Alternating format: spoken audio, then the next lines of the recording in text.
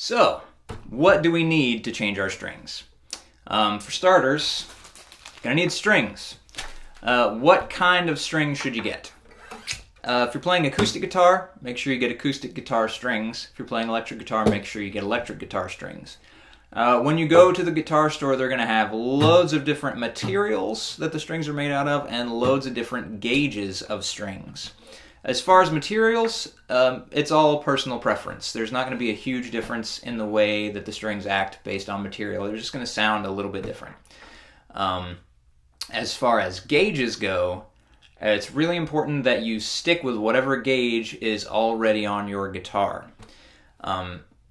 If you change gauges, then it's going to have a pretty drastic effect on the setup of your guitar, and unless you're in a position that you can then get your guitar set up or do it yourself, it's best to stick with whatever you have so that it's not going to change the action and intonation and all of that fun jazz of your guitar. Another really handy thing to have for this process is a peg winder. And this is something that makes the turning of these tuning keys go really fast. Instead of doing it with your fingers and twist and twist and twist, you just do this little machine and it spins around quickly so that the process goes really fast. They're pretty cheap. They come in plastic for like $1 or $2, something to that effect. And they'll also have built in a little notch in the area that fits around the tuning key of the guitar in order to pull pegs from an acoustic guitar without having to use pliers or anything that might damage it, which is really nice. And then if you get a really fancy set, which I have a really fancy set here, which might run you like 10-ish bucks, something like that, they'll come with wire cutters built right in, which is a godsend because then you don't have to carry wire cutters around and that saves you a lot of space in your bag. And the last thing that I highly recommend is some kind of lint-free cloth, clean cloth, that you can use to wipe down your guitar whenever your strings are off. Because when your strings are off, it's the only time you can really get to your fretboard and your headstock to give it a good wipe, give it a good clean. You can go pretty in-depth with the cleaning and treat your fingerboard with all kinds of liniments and stuff, but as far as just a simple wipe down goes, that'll be, as long as you keep at it and do it pretty regularly, that's all you're really going to need for a pretty fair amount of time. This is also going to be the time when the strings are off the guitar that you can check the nuts at the top, not the nut that your string is in, but the mechanical nuts that are on your tuning keys to make sure that all those are nice and tight. So let's jump into the actual process of changing the strings. Alright, first thing we're going to do is get rid of these old strings. So take your peg winder if you have one. If not, be prepared for the arduous process of turning these pegs by hand until this string is completely flopsy and doesn't make any discernible pitches, just as loose as can be. Because if you cut the string or pull the string out when it's still tight, it's going to snap back and put your eye out. So don't do that.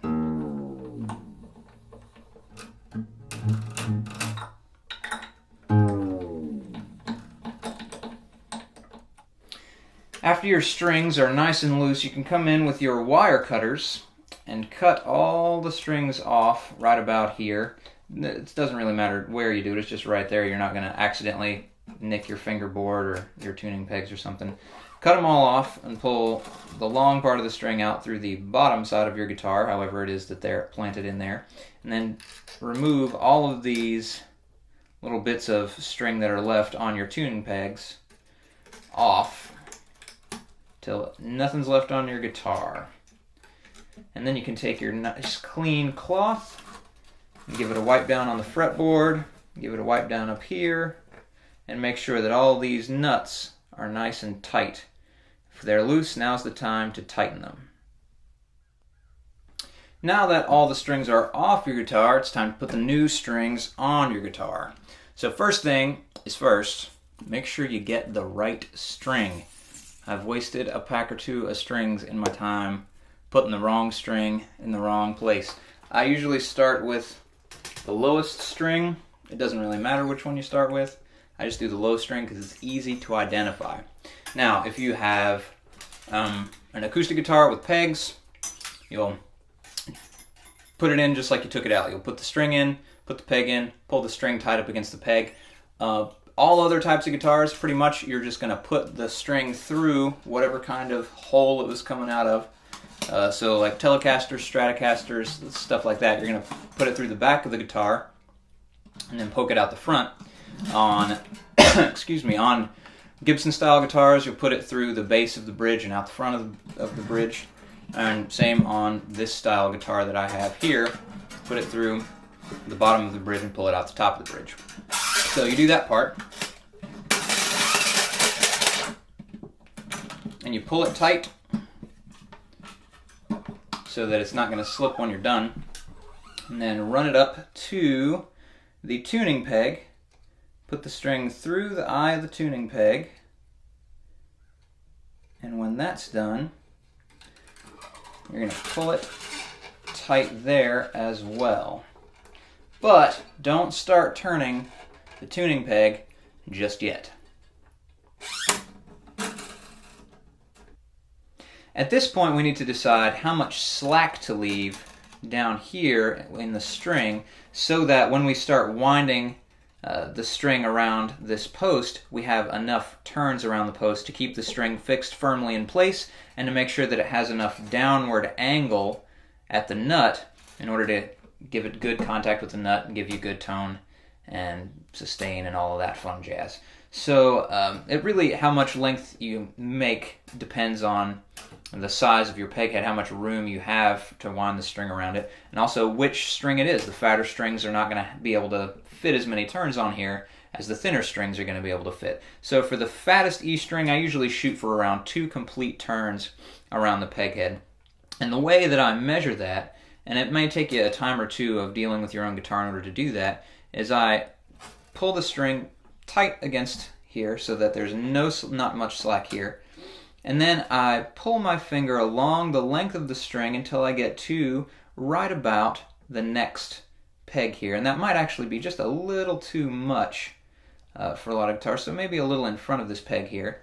And then gripping firmly, pull back to the peg that we're working with. And this should be right around the amount of slack that I need. So what I'm going to do now, make sure that this string stays exactly where it is in here. I'm going to wind the peg just enough so that the string is now kind of going at a 90-degree angle. And then I'm going to bend the string at this bottom end so that now we have a kink in the string right there up against the post so that it's difficult to pull out. I can put a little bit of pressure, it's hard to see, but I'm putting a little bit of pressure on the string now and it's not pulling back through. And then I'm going to do the same thing, pointing the string up so that now the string is fixed pretty firmly in there and I haven't even wound it around anything yet. And so at this point, you will then take your peg winder and wind the string around and around and around. And I'm using my hand, you can see here, using my right hand to keep pressure down here on this back part of the string so that it's not getting loose and coming out the back end, and then as you tighten up it pops back into place. Keeping pressure here, and I'm using my first finger to push down here so that the string wraps underneath itself. That's going to be an important thing. You don't want, as you're winding it, for the string to wrap on top of where it started. You want it to always go down from where it started so that you get this nice angle here at the nut. And you're going to keep going till you run out of string and you start hearing it come up to pitch. You don't want to keep winding when it comes up to pitch because you can get past your pitch and break the string pretty quickly. Just something kind of like that. And then we'll tune it once we have all the strings done. At this point, you can now take your dangling remaining bit of string and with your cutters, clip it off. Alright, I'm going to do one more with you from out here so you can get a different angle on what I'm doing and walk you through the whole thing on one string. So I've got now my A string, I just did my E string, running it through the base of the bridge, pulling it through, pulling it tight, and then you run it down to the peg head You put it through the peg head, and again, pull it tight. Make sure you're putting it in the right nut slot as well, putting it in its own correct nut slot, and then pinching it just behind the peg head, and then running my fingers back to the next post to determine how much length I'm going to have, and then taking that much slack, and then gripping it again on the other side of the peg head so I can hold it in place, turning it so that the eye of the peg head is at a 90-degree angle with the neck, and then making that angle come in this direction, making that angle upwards so that now the string is firmly in place and you can pull against it without it slipping loose. And then putting pressure this direction with my my pinky finger and my ring finger, and then putting downward pressure on the string past the nut so that the string winds underneath where it started, and winding it up until it begins to come up to pitch. Like so, and then snip off the excess. Simple as that, and you just go through the process with the rest of the strings. Now there is one thing that does bear mentioning, and that is make sure that your strings are going on the correct side when you're winding up, going on the correct side of the post whenever you're doing this. So on this particular acoustic guitar, on a guitar that has 3 on each side of the headstock, the strings are always going to wrap around the inside of the post, as you can see here, and then these other ones are going to wrap on the inside of their respective posts as well. Now on 6 on one side guitars, like Fender Telecasters and Stratocasters, stuff like that. Of course, Gibson guitars will work just like this as well. But on guitars that have 6 tuners on one side, all of the strings are going to wrap on the lower side of those posts. And this, it's not, I guess, ridiculously important, but what it does is create less of an angle where the string meets the nut slot. And that's less of an angle this direction. Not so much this direction, but this direction. If there's a really sharp angle right here, then that puts more friction against the walls of the nut slot. And more friction means it's more likely to get stuck there, and you're more likely to have tuning problems. So just keep an eye on that as you're doing this to make sure they're all wrapping in the direction they're supposed to be wrapping. So now you have a complete, fresh, new set of strings on your guitar. This is the time that you're now going to tune everything up to pitch.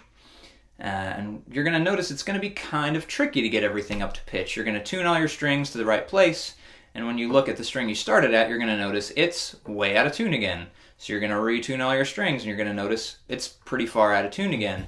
This is because new strings are pretty unstable. Because of the force exerted on them over time, they stretch out from their original position. And when they stretch, of course, they fall out of tune. And this is a process that takes a while to complete. It takes a while to get all that stretch out of the strings. So you can either tune everything up until it sits pretty stable. After 3 or 4 tunings, everything should sit pretty stable. But then when you start strumming or you start bending strings, everything's going to fall out of tune again. You can wait it out if you want to, but there is a process that you can do to speed everything up, and that is to manually stretch out the strings after you've installed them. So what you're going to do, just as an example, I'll use my B string. Tune your string up to pitch.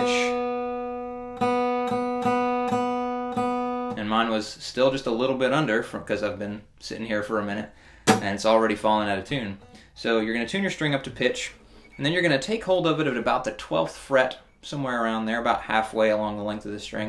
And you're going to start to just gently pull on it from side to side, maybe a little, pull up a little, but you're just gently pulling on the string. Not enough to rip it out of the guitar or anything, obviously, but just gentle pressure, like a really hard bend might be, I guess. Then you're going to move down about halfway between the 12th fret and the bridge and do the same thing. And work up to about halfway between the 12th fret And the nut, you're just working the entire length of the string here. And I'll even come up above the nut here and put some pressure on the string between the nut and the tuning post. And then once all that is done, you'll strike the string again, and I'm almost half a step flat. So you'll tune everything back up again to where it needs to be, and go through the same process all over again. Putting pressure on it all along the length of the string, pulling on it a little bit, come up there, and now it's not quite as flat, but it's still pretty under pitch. So you'll bring it back up, and each time you do this, it'll be a little closer to pitch when you double check it.